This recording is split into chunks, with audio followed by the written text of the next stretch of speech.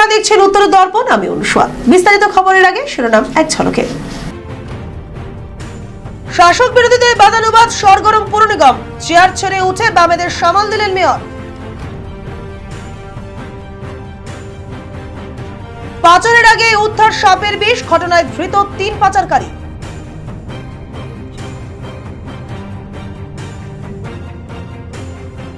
জলের ট্যাঙ্ক সংস্কার করতে গিয়ে মৃত 2 শ্রমিক, আশঙ্কাজনক অবস্থায় আরো এক।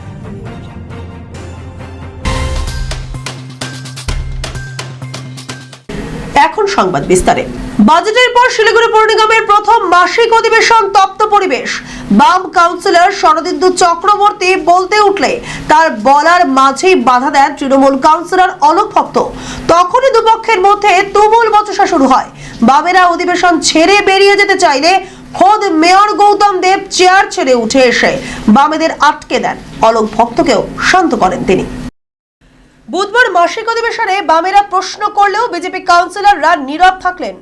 বামেদের পক্ষে পরিষদীয় দলনেতা মুন্সি নুরুল ইসলাম, শরদিন্দু চক্রবর্তী, দীপ্ত কর্মকার বিভিন্ন বিষয়ে বোর্ডের কাছে প্রশ্ন তোলেন।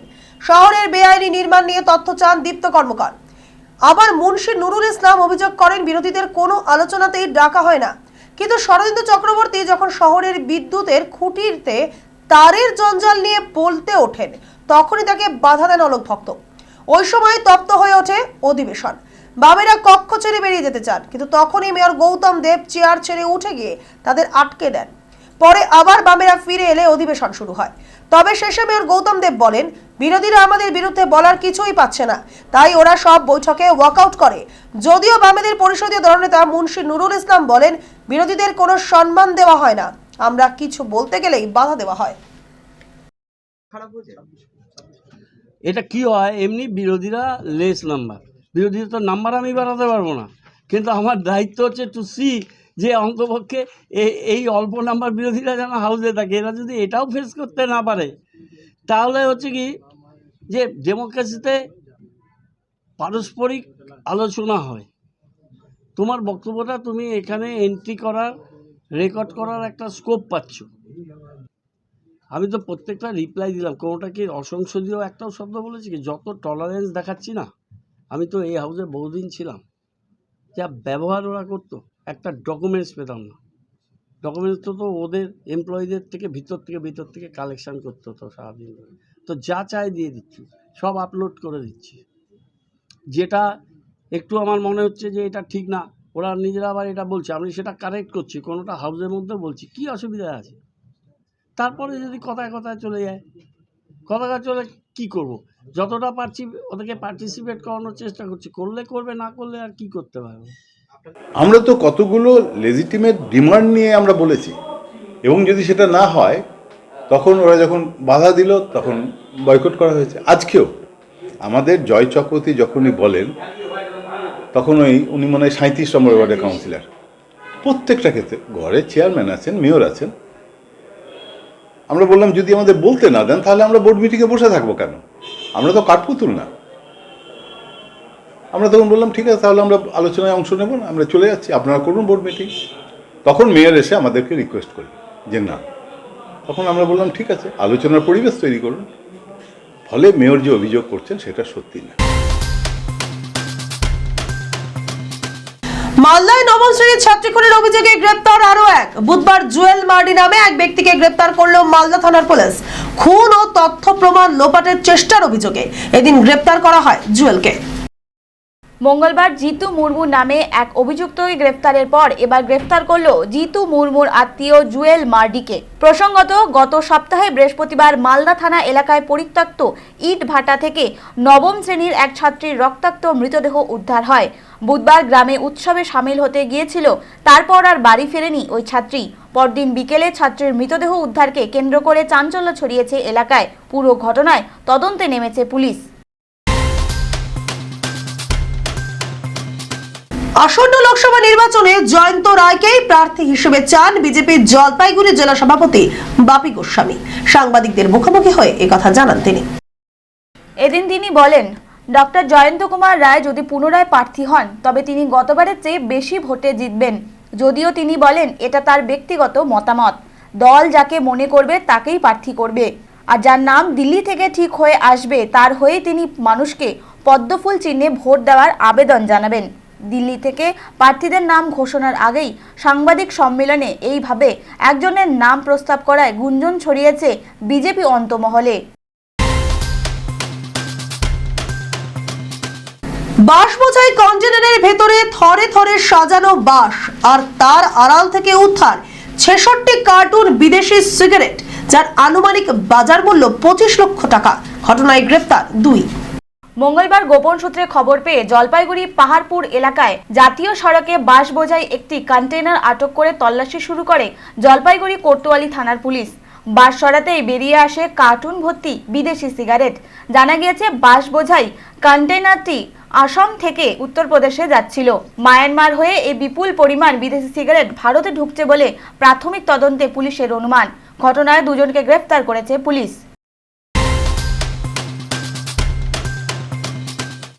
উত্তরবঙ্গ বিশ্ববিদ্যালয়ে অস্থায়ী ও চুক্তিভিত্তিক কর্মীদের বেতন বৃদ্ধির সার্কুলেশন বাতিল হওয়ায় বুধবার উত্তরবঙ্গ বিশ্ববিদ্যালয়ে অর্থ বিভাগের সামনে বিক্ষোভ দেখালো সারা বাংলা তৃণমূল শিক্ষা বন্ধু সমিতি উত্তরবঙ্গ শাখার সদস্যরা। অপরদিকে একই দিনে পুনরায় খাতা দেখার দাবিতে বিক্ষোভ দেখায় উত্তরবঙ্গ বিশ্ববিদ্যালয়ের আওতায় থাকা বিভিন্ন কলেজের ছাত্রছাত্রীরা। জানা যায় গত সোমবার অস্থায়ী কর্মীদের 16% বেতন বৃদ্ধির দাবিতে বিশ্ববিদ্যালয় প্রশাসনিক ভবনের সামনে বিক্ষোভ দেখায় সারা বাংলা তৃণমূল শিক্ষা বন্ধু সমিতি উত্তরবঙ্গ বিশ্ববিদ্যালয় শাখার সদস্যরা। তবে সেদিনই সমিতির সদস্যদের মুকুব মঞ্জুর করে বিশ্ববিদ্যালয় কর্তৃপক্ষ এবং একটি সার্কুলেশন জারি করা হয়, যেখানে বেতন বৃদ্ধির কথা উল্লেখ ছিল। তবে মঙ্গলবার হঠাৎ সেই সার্কুলেশন বাতিল হয়ে যাওয়ায় ফের বিক্ষোভ দেখায় শিক্ষা বন্ধু সমিতির সদস্যরা। এদিন কমিটির মুখপাত্র তন্ময় বাগচি বলেছেন, অস্থায়ী কর্মীদের 16% হারে বেতন বৃদ্ধি করতে হবে। আজকে আমরা এখানে অবস্থান বিক্ষোভে সামিল হয়েছি, তার কারণ গত 20 তারিখ মাননীয় রেজিস্ট্রার উপাচার্যের আদেশ বলে একটি সার্কুলার জারি করেছিলেন। যেই সার্কুলারের বলে এই বিশ্ববিদ্যালয়ে অস্থায়ী এবং চুক্তিভিত্তিক শিক্ষাকর্মীদের 10% বেতন বৃদ্ধি করা হয়েছিল এবং মাননীয় চুক্তিভিত্তিক শিক্ষকদের 57,700 টাকা তাদের বেতন কাঠামো চালু করা হয়েছিল, যেটা তার আগে 10 মাস আগে ইসিতে অ্যাপ্রুভ হয়েছিল এবং সেই অনুযায়ী বিশ্ববিদ্যালয়ের অর্থ বিভাগে নতুন বেতন কাঠামোর কাজ চলছিল গত শুক্রবার পর্যন্ত। কিন্তু কোনো একটা অজানা কারণে আমরা গতকাল জানতে পেরেছি যে উপাচার্য নাকি, যিনি বিশ্ববিদ্যালয় ক্যাম্পাস থেকে পলাতক, তার কোনো এক নির্দেশ বলে এখানকার আধিকারিকরা সেই নতুন বেতন কাঠামো যেটা বাস্তবায়নের কাজ তারা বন্ধ রেখেছেন। তাই আমরা অবিলম্বে যে সার্কুলার হয়েছে সেই সার্কুলারের ভিত্তিতে নতুন বেতন কাঠামো চালু করে সামনের মাসে সেই বেতন দেওয়ার জন্য আমরা এখানে অবস্থান বিক্ষোভে সামিল হয়েছি। অপরদিকে একই দিনে বিশ্ববিদ্যালয়ে 90% ছাত্রছাত্রী ফেল করায় বিশ্ববিদ্যালয়ের আওতায় থাকা Siliguri college, Bagdogra college, Naxalbari college, Surya Sen college, Munshi Premchand college সহ বিভিন্ন কলেজের ছাত্রছাত্রীরা বিক্ষোভ দেখায়। তাদের কথায় বিশ্ববিদ্যালয় আয়ের জন্য ছাত্রছাত্রীদের ফেল করানো হয়েছে, কারণ পুনরায় খাতা চেক করার সময় যে অর্থ দিতে হয় তা বিশ্ববিদ্যালয় আয় বৃদ্ধি করতে যথেষ্ট। এদিন ছাত্রছাত্রীরা আরও জানায়, পুনরায় খাতা দেখতে হবে অথবা পুনরায় পরীক্ষা নিতে হবে, নইলে আগামীতে তারা বৃহত্তর আন্দোলনে নামবে। হ্যাঁ, 2টো সাবজেক্টে ব্যাক এসেছে, তো আমরা এখন এটাই বলতে চাচ্ছি যে আমাদের হয় এক্সাম নেওয়া হোক, যে 2টো সাবজেক্টে আমরা ব্যাক পেয়েছি, আর না হলে আমাদের খাতা ভালো করে চেক করা হোক, এটাই বলতে চাচ্ছি আমরা। 6 মাসের মধ্যে যদি ইউনিভার্সিটি 1 বছরের মধ্যে যদি 3টা পরীক্ষা নিতে পারে, ঠিক আছে, যেখানে কলকাতার ইউনিভার্সিটি গুলো এখন তাদের পরীক্ষা শুরু হয়নি, আমাদের রেজাল্ট আউট হয়ে গেছে, ইচ্ছা করে না, সেখানে কিছু ফাইন্যান্সিয়াল রিজনের জন্য হয়তো হতে পারে। যে 100 টাকা করে 1 নম্বরের জন্য যারা ফেল করেছে তাদের কাছ থেকে 100 টাকা রিঅ্যাসেসমেন্ট ফিসটা পাবে, ঠিক আছে।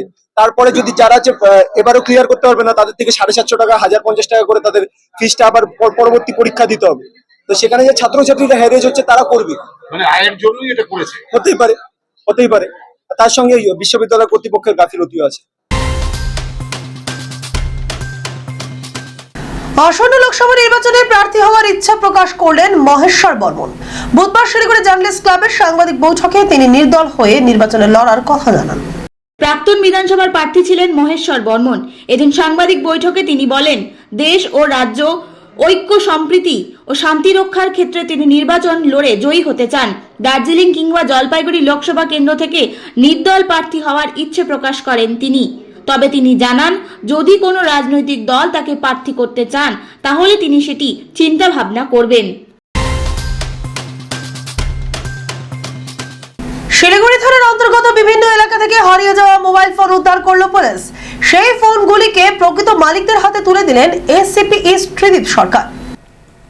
বেশ কিছুদিন ধরে শিলিগুড়ি থানার অন্তর্গত এলাকা সহ পানিট্যাঙ্কি ও খালপাড়া ফাঁড়ির বিভিন্ন এলাকায় মোবাইল ফোন হারিয়ে যাওয়ার ঘটনা ঘটেছিল। সেই সমস্ত অভিযোগ থানায় দায়ের হতেই তদন্তে নামে পুলিশ। বিভিন্ন জায়গা থেকে মোট 38টি মোবাইল ফোন উদ্ধার করা হয়। বুধবার শিলিগুড়ি থানায় সেই মোবাইলগুলো প্রকৃত মালিকের হাতে তুলে দিলেন এসিপি। তিনি জানান, কেবলমাত্র শিলিগুড়ি নয়, বাইরে থেকে আসা বেশ কিছু মোবাইল উদ্ধার করা হয়েছে। আজ এখন অবধি আমাদের 38 মোবাইল রিকভারি হয়েছে। অলরেডি 12টা আমাদের স্টুডেন্ট যারা ছিল তাদের দেওয়া হয়েছে থানাগুলো থেকে। আর আজকের দিনে একটা সবাইকে ডেকে নিয়ে তাদের মোবাইল দেওয়া হচ্ছে, কারণ মোবাইল লাইফে একটা খুব ইম্পর্টেন্ট পার্ট আছে। তাদের মধ্যে পার্সোনাল ছবি থাকে এবং এটা লাইফে একটা খুব ইম্পর্টেন্ট পার্ট আছে আমাদের। দ্যাটস ওয়াই মোবাইল রিকভারি আমরা দেখেছি, যেটা যাদের হারিয়ে যায় তাদের খুব খারাপ লাগে এবং পরবর্তীকালে সেই রিকভারিটা হলে তাদের কিন্তু সেটা খুব পছন্দই হয় এবং তাদের পার্সোনাল ডকুমেন্ট, যেগুলো ব্যাঙ্কিং ডকুমেন্ট বা আদার পার্সোনাল পিকচার থাকে, সেগুলো তারা রিকভারি করতে পারে, তাদের খুব ভালো লাগে। তো এটা আমাদের প্রচেষ্টা, শিলিগুড়ি থানার আইসি সাহেব এবং তাদের যে টিম আছে সবাই মিলে খুব ভালো প্রচেষ্টা করে একটা বড় সংখ্যক মোবাইল রিকভারি খুব কম সময়ের মধ্যে করেছে এবং সেটা আজকে আমরা ডিস্ট্রিবিউশন করা হলো। শিলিগুড়ি পৌর নিগম 24 এবং 36 নম্বর ওয়ার্ডকে যুক্ত করতে প্রায় 8 বছর আগে জোড়াপানি নদীর উপর উত্তরবঙ্গ উন্নয়ন দপ্তরের পক্ষ থেকে একটি কংক্রিটের সেতু তৈরি করা হয়েছিল। তবে সেই সেতু দীর্ঘদিন থেকে অকেজো অবস্থায় পড়ে থাকায় অসুবিধার মুখে পড়তে হচ্ছে স্থানীয় সহ পথ চলতি মানুষের। এদিন এমনটাই জানায় ভারতনগর ও মধ্য শান্তিনগর এলাকার বাসিন্দারা। বুধবার সেতু সংস্কারের পাশাপাশি রাস্তা তৈরির দাবি জানায় ওই এলাকার স্থানীয়রা। তাদের কথায় ভারতনগর ও মধ্য শান্তিনগর এলাকার মধ্যে দিয়ে বয়ে গেছে জোড়াপানি নদী। মূলত দুটো ওয়ার্ডকে সংযোগ করতে একটি সেতু তৈরি করা হয়েছিল। তবে দীর্ঘদিন থেকে সেতুটি অকেজো অবস্থায় পড়ে থাকায় এলাকায় বাড়ছে দুর্ঘটনার সংখ্যা। পাশাপাশি রাস্তায় চলাফেরা করতে সমস্যায় পড়তে হচ্ছে স্থানীয়দের। এদিন এই বিষয়ে 36 নম্বর ওয়ার্ড কাউন্সিলর রঞ্জনশীল শর্মা জানান, বিষয়টি উত্তরবঙ্গ উন্নয়ন দপ্তরের নজরে আনা হয়েছে, দ্রুত কাজ শুরু হবে। 2014 সালে ওই ব্রিজ, ওখানে দুটো জোড়াপানির উপরে দুটো ব্রিজ আমি করে দিয়ে এসেছিলাম, মানে আমি এনবিডি দপ্তর থেকে পাস করিয়েছিলাম, ওটা হয়েছিল। 2015 সালে আমি চলে আসি 37-এ, আসার পরে কাজটা শুরু হয়। একটা ব্রিজ ঠিকই আছে, কিন্তু আরেকটা ব্রিজের উঠার বা নামার যাওয়ার কোনো ব্যবস্থা না করে ব্রিজটা করে ছেড়ে দিয়েছে। তো আমি আবার 2022 সালে এসেছি, আমি আবার চেষ্টা করছি ওটাকে একটা সমস্যা সমাধানের জায়গায় যেতে, ওই রোডটাকে করে দিয়ে রাস্তাটাকে একটু উঁচু করে দিয়ে মিলিয়ে দিয়ে যাতায়াতের ব্যবস্থা করার চেষ্টা করছি। সমস্যা তো আছেই, সেতুর উপর দিয়ে যদি যানবাহন বা সাইকেল স্কুটার না যেতে পারে তা তো অসুবিধাই থাকতে হবে সাধারণ মানুষের। এই যে ব্লকগুলো দেখছেন, ওখানে সিঁড়িগুলো দেখছেন, ওগুলো তো পার হয়ে উঠতে হয়। ছেলে মানুষ না পার হয়ে যায়, মেয়ে ছেলেদের তো অসুবিধা হয় তাদের। শ্যামল দাস। না, ব্রিজটা তো অনেকদিন আগে হয়েছিল, কিন্তু হওয়ার পরে ব্রিজটা এই রাস্তাটা উঁচা কোনো রেখে দিয়েছিল, দেখো আর হয় নাই। অনেক গতম আসলো, দেখে গেছে। একটা মেয়ে ছেলে পড়ে গেছিলো, কোমর হয়ে গেছিলো। হ্যাঁ, ব্রিজ তো হচ্ছে না, এরকমই করে আছে কয়েকদিন ধরে।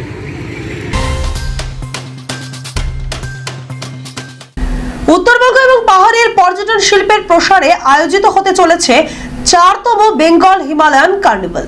এই কার্নিভালের মধ্য দিয়ে জোরালো করা হবে ডুয়ার্সকে কেন্দ্র করে পর্যটনের জন্য আলাদা উন্নয়ন পর্ষদ তৈরি করার দাবি। জানা যায় 1, 2 ও 3 তারিখ লাটাগুড়ি, জলঢাকা ও মিরিকে এই কার্নিভাল আয়োজিত হবে। লাটাগুড়িতে 1 তারিখ, জলঢাকায় 2 তারিখ এবং মিরিকে 3 তারিখ মিলিয়ে মোট 3 দিন চলবে এই কার্নিভাল। রাজ্য পর্যটন দপ্তরের সহযোগিতায় Himalayan hospitality and tourism development নেটওয়ার্কের পক্ষ থেকে এই কার্নিভাল আয়োজন করা হবে। বুধবার শিলিগুড়ি জার্নালিস্ট ক্লাবে সাংবাদিকদের মুখোমুখি হয়ে এমনটাই জানালেন সংস্থার আয়োজকরা। এদিন তারা জানিয়েছেন, এই কার্নিভালের মধ্যে দিয়ে এই 3 জায়গায় বিভিন্ন ঐতিহ্য, সংস্কৃতি এবং শিল্পকে তুলে ধরা হবে। এ বিষয়ে সংগঠনের চেয়ারম্যান রাজ বসু বলেন, লাটাগুড়ি, মিরিক, জলঢাকা পুরনো পর্যটন কেন্দ্র হলেও নতুন পর্যটন কেন্দ্রের আড়ালে গুরুত্ব হারাচ্ছে এই পর্যটন কেন্দ্রগুলি। ফলে এই কেন্দ্রগুলিকে আবার উজ্জীবিত করতে এই কার্নিভালের আয়োজন করা হয়েছে। পাশাপাশি ডুয়ার্সকে কেন্দ্র করে পর্যটনের জন্য আলাদা একটি উন্নয়ন পর্ষদ তৈরি করার দাবি তুলেন তারা। লাটাগুড়ি রিসর্ট উইনার্স ওয়েলফেয়ার অ্যাসোসিয়েশনের সহকারী সম্পাদক সৌম্যজিৎ সরকার বলেন, ডুয়ার্সকে কেন্দ্র করে এই উন্নয়ন পর্ষদ তৈরি করা হলে ডুয়ার্স পর্যটন ক্ষেত্রে অনেকটাই সুবিধা হবে। এই বিষয় নিয়ে ইতিমধ্যেই জলপাইগুড়ি জেলা শাসকের মাধ্যমে মুখ্যমন্ত্রীকে একটি চিঠি পাঠানো হয়েছে।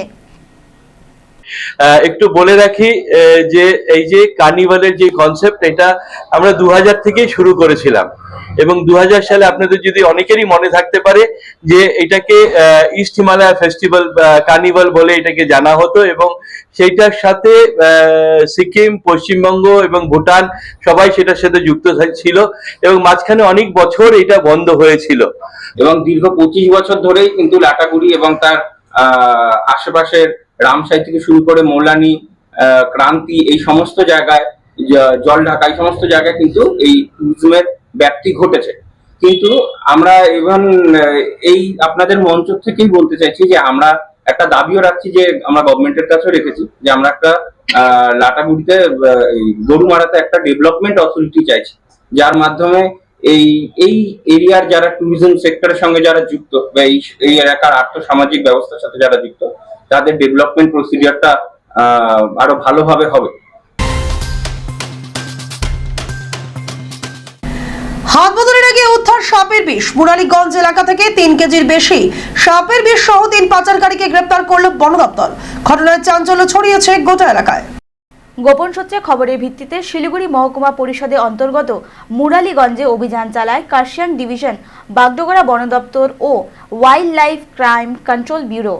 এরপর সেখান থেকে 4 চাকা গাড়ি ও স্কুটি আটক করে তল্লাশি চালায়। এরপর উদ্ধার হয় সাপের বিষ। এই ঘটনায় 3 জনকে গ্রেফতার করে বন দপ্তর। ধৃতদের নাম মোহাম্মদ শাহনেওয়াজ, তৌহিদ আলম ও মোহাম্মদ আজমল। ধৃত 3 জনই উত্তর দিনাজপুর জেলার ইসলামপুরের বাসিন্দা। ধৃতদের কাছ থেকে 2টো জারে মোট 3 কেজি 798 গ্রাম সাপের বিষ উদ্ধার হয়েছে। বাংলাদেশ থেকে এই সাপের বিষ নিয়ে আসা হয়েছে, তবে হাত বদলের আগেই পাচারকারীদের গ্রেফতার করে বন দপ্তর। এই ঘটনায় আরও কেউ জড়িত আছে কিনা তা খতিয়ে দেখছে বন দপ্তর। এটা আজকে স্পেশাল প্রোগ্রাম আমাদের কার্শিয়াং ডিভিশন, বাগডোগরা রেঞ্জ আর wildlife crime control bureau team, আমরা এটার পিছনে অনেক দিন ধরে ছিলাম। তো আমরা একটা যৌথ অভিযান করে এটাকে মানে ওরা বাংলাদেশ থেকে নিয়ে এসে ট্রানজিট করার জন্য কোথাও বেরিয়েছিল, বা হয়তো এটাও হতে পারে এখন একজন নিয়ে এসে অন্যকে দিচ্ছিল। এই মুরালীগঞ্জ বিধাননগর যে ব্রিজ আছে সে জায়গা থেকে আমরা টিপ অফ আমাদের কাছে ছিল, আমরা ওখানে গেটে যখন দেখছি যে গাড়ির মধ্যে এটা আছে, আমরা সিজ করা হয়েছে। কলকাতায় ব্রিগেড চলো জনসভাকে কেন্দ্র করে দেয়াল লিখনের মাধ্যমে শুরু হলো কোচবিহার জেলা তৃণমূল কংগ্রেসের প্রচার। উপস্থিত ছিলেন প্রাক্তন সাংসদ তথা উত্তরবঙ্গ রাষ্ট্রীয় পরিবহন সংস্থার চেয়ারম্যান এবং তৃণমূল কংগ্রেসের মুখপাত্র পার্থপ্রতিম রায়। এদিন এই অনুষ্ঠানে বাংলাকে কেন্দ্র সরকারের দ্বারা বঞ্চনার কথা তুলে ধরেন তিনি। পার্থপ্রতিমের কথায়, রাজ্যের কোষাগার থেকে 100 দিনের টাকা ইতিমধ্যেই জনগণের অ্যাকাউন্টে পৌঁছে দেওয়ার ব্যবস্থা করা হয়েছে। পাশাপাশি সাধারণ মানুষের সুবিধার্থে রাজ্য সরকারের পক্ষ থেকে বিভিন্ন উদ্যোগ নেওয়া হয়েছে। এছাড়া আগামী 10 তারিখ মুখ্যমন্ত্রী মমতা বন্দ্যোপাধ্যায় এবং অভিষেক বন্দ্যোপাধ্যায়ের অনুপ্রেরণায় কলকাতায় ব্রিগেড চলো সমাবেশের আয়োজন করা হয়েছে, যেখানে কোচবিহার থেকে অংশগ্রহণ করবেন প্রায় হাজার হাজার মানুষ। লিখলেন, দেখুন, আগামী 10ই মার্চ জননেত্রী মমতা বন্দ্যোপাধ্যায় ডাক দিয়েছেন অভিষেক বন্দ্যোপাধ্যায়ের নেতৃত্বে ব্রিগেড চলো জনগর্জন সভায় অংশগ্রহণ করার। এই কেন্দ্রীয় সরকারের বঞ্চনার প্রতিবাদে যে তীব্র আন্দোলন এবং পরবর্তী সময়ে বাংলার মুখ্যমন্ত্রী মমতা বন্দ্যোপাধ্যায় সেই বঞ্চিত শ্রমিকদের অ্যাকাউন্টে রাজ্য কোষাগার থেকে 100 দিনের কাজের টাকা ঢুকিয়ে দিয়েছে। আগামী দিনে আবাস যোজনার টাকা তিনি ঢোকাবেন এবং একই সঙ্গে যাবতীয় কেন্দ্রীয় সরকারের বঞ্চনার বিরুদ্ধে এবং মমতা বন্দ্যোপাধ্যায়ের এই যে নিজে উদ্যোগ নিয়ে সকলের পাশে দাঁড়ানো, তারই জন্যে এই জনগর্জন সভা ব্রিগেডে চলো। পিএইচই জলের রিজার্ভারের কাজ করতে গিয়ে রেলিং ভেঙে মৃত্যু হলো 2 শ্রমিকের, গুরুতর আহত আরো 1 শ্রমিক। ঘটনায় ব্যাপক চাঞ্চল্য ছড়ায় কোচবিহারের বাবুরহাট চকচকা গ্রাম পঞ্চায়েত এলাকার দাসপাড়ায়। বুধবার সকালে 4 জন শ্রমিক ওই জলের রিজার্ভারে কাজ করতে যায়। সেখানে ওঠার সময় তারা রেলিং ভেঙে পড়ে যায় এবং ঘটনাস্থলেই একজন প্রাণ হারায়। আরও দুজনকে গুরুতর আহত অবস্থায় কোচবিহারে একটি বেসরকারি হাসপাতালে নিয়ে যাওয়া হয়। সেখানে আরও একজনের মৃত্যু হয় বলে খবর। ওই হাসপাতালে গুরুতর অবস্থায় চিকিৎসাধীন রয়েছে আরও একজন। চকাচক গ্রাম পঞ্চায়েত উপপ্রধান শ্যামল কার্জি জানান, রিজার্ভারটি 20 বছর পুরনো, দীর্ঘদিন থেকে বেহাল অবস্থায় পড়েছিল। রিজার্ভারটি তাই পরিষ্কার করার কাজে লাগানো হয়।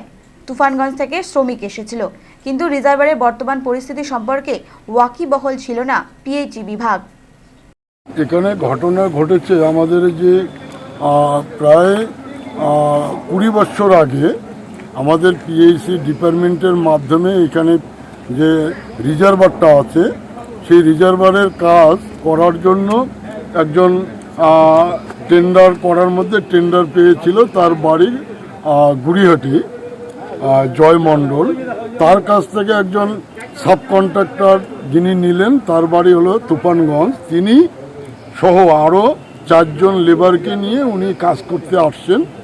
তো সেখানে আমরা জানতে পারলাম কিছুক্ষণ আগে, ধরুন 1 ঘন্টা আগে আমরা জানতে পারলাম যে এখানে কাজ করতে গিয়ে উপরে যখন রেলিং দিয়ে উপরে ওঠে রিপেয়ারিং কাজ করার জন্য, তখন একসঙ্গে ধপাধপ 3 জন ওই রেলিং ভেঙে তারা নিচে পড়ে যায়।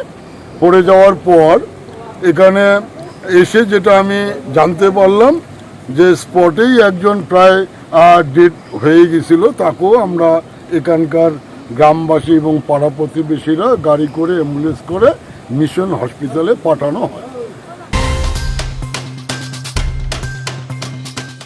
বিহার থেকে চুরি যাওয়া গাড়ি উদ্ধার করলো ময়নাগুড়ি থানার পুলিশ। সোশ্যাল মিডিয়ায় সহযোগিতায় সেই গাড়ি উদ্ধার করা হয়। নিজের গাড়ি বিক্রি করতে গিয়ে প্রতারণার শিকার হয়েছিলেন ময়নাগুড়ি শহীদগড় পাড়া এলাকার শুভ্রদীপ চক্রবর্তী নামে এক ব্যক্তি। গাড়ি শোরুমের কর্মীর পরিচয় দিয়ে 3 যুবক গাড়ি বিক্রির টাকা না দিয়ে গাড়ি নিয়ে পালিয়ে যায়। এ ব্যাপারে ময়নাগুড়ি থানায় অভিযোগ দায়ের হয়। পুলিশ ঘটনা তদন্তে নামে। সোশ্যাল মিডিয়ায় একটি ছবির সূত্র ধরে বিহারের কিষানগঞ্জ পৌঁছায় ময়নাগুড়ি থানার একটি দল। সেখান থেকে গাড়িটি উদ্ধার করে নিয়ে আসা হয়, যদিও অভিযুক্তরা পলাতক। গাড়ি উদ্ধার হওয়ায় খুশি গাড়ির মালিক। এটা হয়েছিল অ্যাকচুয়াল আমার গাড়িটা আমি এক্সচেঞ্জের কথা বলেছিলাম, এবার বলেছি এক্সচেঞ্জের কথা ছিল। তারপরে বেশ কয়েক মাস ধরে আমি গাড়িটা নিয়ে যাওয়ার পরে গাড়ি খোঁজি ছিল না গাড়ির কোনো। তো আমি গাড়ির যা ইচ্ছে আছে সব করছিলাম। তারপরে লাস্ট যখন আমাদের নতুন স্যার আইসি স্যার আমাদের থানায় আসলো, যখন নিরুপায় হয়ে গেছি তখন আমি থানায় আসলাম নতুন আইসি স্যারের কাছে। আমি এটার উপর একটা কেস করলাম। কেস করার পরে আমি যে যতদূর হয় আইসি স্যার চেষ্টা করে আমার গাড়িটা পাইয়ে দিল। আর যারা আমার জন্য এত করেছে আইসি স্যার সহ আরও যারা স্যাররা ছিল, কষ্ট করে আমি গাড়িটা লাস্ট পেয়েছি। আমি আশা ছেড়ে দিয়েছিলাম যে গাড়ি আর পাবো না। তারপরে গাড়ির ওখান থেকে খোঁজ পেলাম, গাড়ির খোঁজ পাওয়ার পর আমরা গেলাম, ওখান থেকে গাড়ি উদ্ধার করে আসা হলো। পুলিশি অভিযানে ফুলবাড়ি সংলগ্ন আমাইদিঘি সীমান্ত থেকে অবৈধভাবে ভারতে প্রবেশ করার অভিযোগে এক 22 বছর বয়সের যুবককে গ্রেপ্তার করলো নিউ জলপাইগুড়ি থানার পুলিশ। সেই যুবক বাংলাদেশের বাসিন্দা বলে জানায় পুলিশ। ধৃত যুবকের নাম মোহাম্মদ জসিমউদ্দিন, বাড়ি বাংলাদেশ ঠাকুরনগর গাঁও, জেলা আরজি সিংহ পাড়ায়। জানা যায় মঙ্গলবার রাতে ফুলবাড়ি আমাইদিঘি এলাকায় ওই যুবককে অহেতুক ঘুরে দেখতে বেড়ান স্থানীয়রা। এরপর তাদের সন্দেহ হলে খবর দেওয়া হয় নিউ জলপাইগুড়ি থানায়। তারপরেই ওই যুবককে জিজ্ঞাসাবাদ করলে জানা যায় কাজের সন্ধানে বাংলাদেশ থেকে কাঁটাতার পেরিয়ে ভারতে প্রবেশ করে সে। ধৃতকে হেফাজতে নিয়ে পুরো ঘটনায় তদন্তে নেমেছে নিউ জলপাইগুড়ি থানার পুলিশ। নিয়ন্ত্রণ হারিয়ে রাস্তার পাশে উল্টে গেল একটি সিমেন্ট বোঝাই গাড়ি। ঘটনাটি ঘটে শিলিগুড়ির সংলগ্ন ফুলবাড়ি এলাকায়। খবর পেয়ে পৌঁছায় নিউ জলপাইগুড়ি থানার পুলিশ। জানা যায় বুধবার গভীর রাতে একটি সিমেন্ট বোঝাই গাড়ি নিয়ন্ত্রণ হারিয়ে ফুলবাড়ি এলাকায় রাস্তার পাশে উল্টে যায়। ঘটনায় আহত হয়েছে গাড়ির চালক। এদিন স্থানীয়রা জানায় ঘটনার জেরে বেশ কিছুক্ষণ গাড়ির তলায় চালক আটকা পড়েছিল। এরপরেই পৌঁছায় জলপাইগুড়ি থানার পুলিশ। ঘটনায় চাঞ্চল্য ছড়িয়েছে এলাকায়। সকালবেলা দেখলাম আইসি, এখানে দেখতেছি গাড়ি পাল্টি হয়ে আছে সিমেন্ট। এই তো দেখলাম কালকে রাত্রেবেলা এখানে আসার সময় দেখলাম একটা গাড়ি এখানে পাল্টি হয়ে আছে। এই যে সিমেন্টের গাড়ি, আমাদের এই মনে করো যে পাড়া প্রতিবেশী। শেষ করার আগে খবরের শিরোনাম আরো একবার। শাসক বিরোধীদের বাদানুবাদ সরগরম পুর নিগম, চেয়ার ছেড়ে উঠে বামেদের সামাল দিলেন মেয়র। পাচারের আগে উদ্ধার সাপের বিষ, ঘটনায় ধৃত 3 পাচারকারী।